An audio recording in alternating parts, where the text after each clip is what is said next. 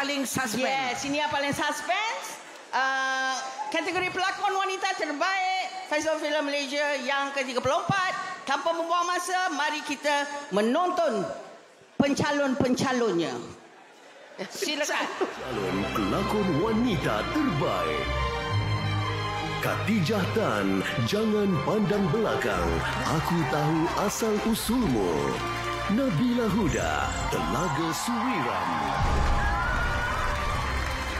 Sofia Jane, Mencari Ramli. Maksudnya? Maya Karin, Telaga Suwiram. Sweet Kismina, Baba.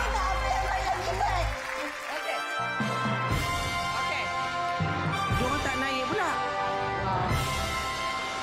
Diorang tak naik? Tak nak ke diorang naik? Tak, diorang dah level lain. Itu pembantu tadi. Oh, tadi pun. Level lain level lain Ni dia up lagi nampak itu dan jangan guna dialog tu, okey? I trademark. Thank you. Alright. Okey, dan seterusnya, saya nak sebut nama pemenangnya, okey? Well. Tak adalah itu je I pandai berlakon, I menang 2 kali, okey? Sakit hati kan? Okey. Alright. Girl, you go girl. Sweet Kismina. Baba, yes. You go girl. Pelakon wanita terbaik Festival Filem Malaysia ke-34. Sweet Kismina. Ini merupakan kejayaan pertama aktris berbakat besar Sweet Kismina yang mencipta impak berkesan sebagai pelakon wanita terbaik di FFM 34 menerusi filem Baba.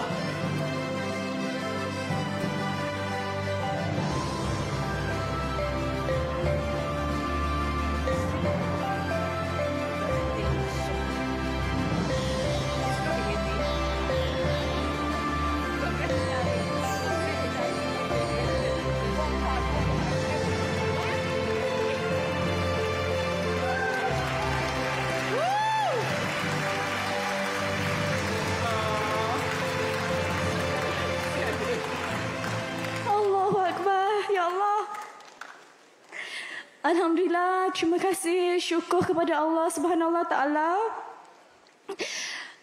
Terima kasih kepada Finas, kepada FFM, kepada juri-juri dan juga RTM. Terima kasih kepada Nats Media Entertainment, my Baba family. Thank you so much untuk terima saya dalam filem ini. Abang Zul, Baba, Mama.